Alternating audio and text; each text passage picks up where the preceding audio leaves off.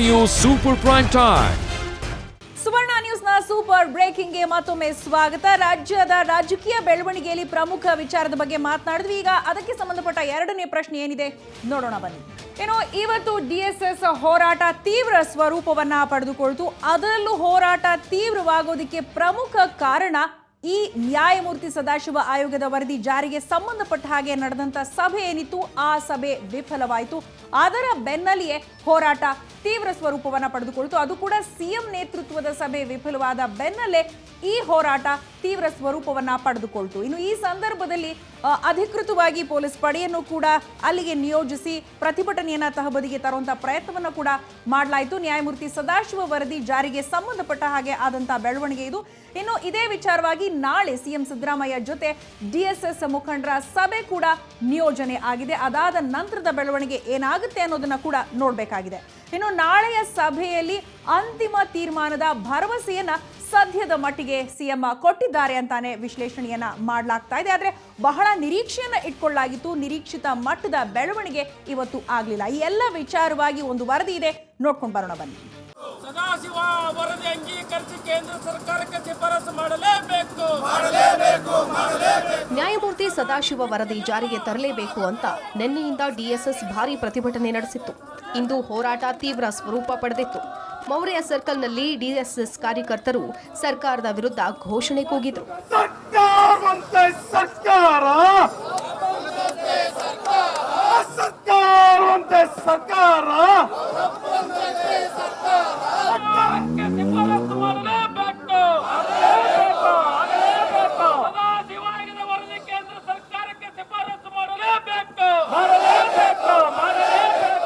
ಸದಾಶಿವ ಆಯೋಗದ ವರದಿಯನ್ನ ಯಥಾವತ್ ಜಾರಿ ಮಾಡಬೇಕು ಅಂತ ಸರ್ಕಾರಕ್ಕೆ ಆಗ್ರಹಿಸಿದರು. ಹೋರಾಟದ ತೀವ್ರತೆ ಅರಿತ ಸಿಎಂ ಸಿದ್ದರಾಮಯ್ಯ ವಿಶೇಷ ಸಭೆ ನಡೆಸಿದರು. ಆದರೆ ಸಭೆಯಲ್ಲಿ ಯಾವುದೇ ಸಕಾರಾತ್ಮಕ ಫಲಿತಾಂಶ ಹೊರಬರಲೇ ಇಲ್ಲ.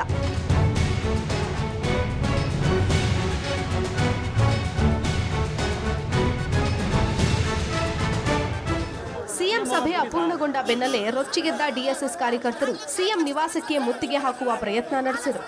ಸದಾಶಿವ ಆಯೋಗದ ಜಾರಿಗೆ ಮುಂದಾಗದ ಸರ್ಕಾರದ ಕ್ರಮಕ್ಕೆ ತೀವ್ರ ಆಕ್ರೋಶ ವ್ಯಕ್ತಪಡಿಸಿದರು. ಇವತ್ತೇನು ಸದಾಶಿವ ಆಯೋಗ ವರದಿಯ ಬಗ್ಗೆ ಸಕಾರಾತ್ಮಕವಾಗ್ತಕ್ಕಂಥ ತೀರ್ಮಾನ ತಗೊಂಡಿಲ್ಲ. ಇವತ್ತು ನಮಗೆ ಭಾಳ ನೋವಾಗ್ತಾ ಇದೆ. ಕಳೆದ 20 ವರ್ಷಗಳ ಕಾಲ ಈ ಆಯೋಗದ ಬಗ್ಗೆ ಒಂದು ವರದಿ ಮಾಡಿ ಅಂತೇಳಿ ಒಂದು ಹೋರಾಟ ಮಾಡಿದ್ವಿ.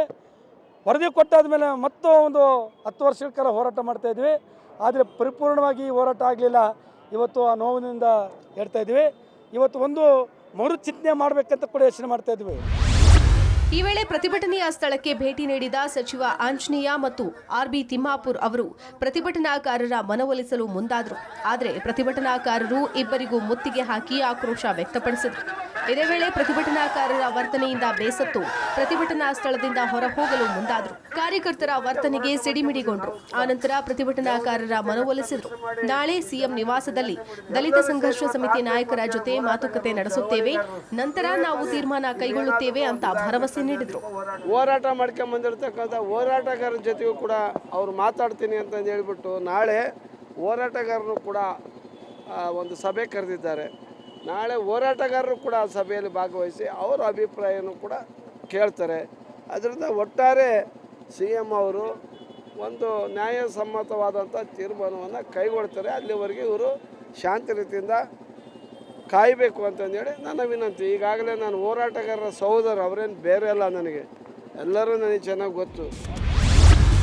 ಒಟ್ಟಾರೆಯಾಗಿ ಎಡಗೈ ಹಾಗೂ ಬಲಗೈ ಸಮುದಾಯಗಳ ಮುಖಂಡರು ಒಮ್ಮತದ ತೀರ್ಮಾನಕ್ಕೆ ಬಾರದ ಹಿನ್ನೆಲೆಯಲ್ಲಿ ಸಿಎಂ ಕಾನೂನು ತಜ್ಞರ ಸಲಹೆ ನೆಪದಲ್ಲಿ ಸರ್ಕಾರದ ತೀರ್ಮಾನವನ್ನ ಮುಂದಕ್ಕೆ ಹಾಕಿದ್ದಾರೆ. ದಲಿತ ಸಂಘರ್ಷ ಸಮಿತಿ ಕಾರ್ಯಕರ್ತರು ಮಾತ್ರ ವರದಿ ಜಾರಿಯಾಗುವವರೆಗೂ ಹೋರಾಟ ನಿಲ್ಲಲ್ಲ ಅಂತ ಆಕ್ರೋಶ ವ್ಯಕ್ತಪಡಿಸಿದ್ದಾರೆ. ಹೀಗಾಗಿ ಬೇಡಿಕೆ ಈಡೇರದೇ ಇದ್ರೆ ಈ ಪ್ರಕರಣ ಇನ್ನೂ ಯಾವ ತಿರುವು ಪಡೆಯುತ್ತೋ ಅನ್ನೋದನ್ನ ಕಾದು ನೋಡಬೇಕು.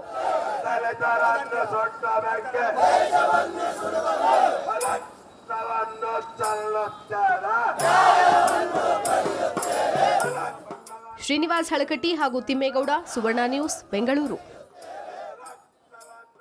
ಇನ್ನು ಮತ್ತೊಂದು ಪ್ರಮುಖ ವಿಚಾರವನ್ನ ನೋಡೋದಿದೆ. ಆದ್ರೆ ಅದಕ್ಕೂ ಮುನ್ನ ಸೂಪರ್ ಬ್ರೇಕಿಂಗ್ ನಲ್ಲಿ ಈಗ ಒಂದು ಬ್ರೇಕ್.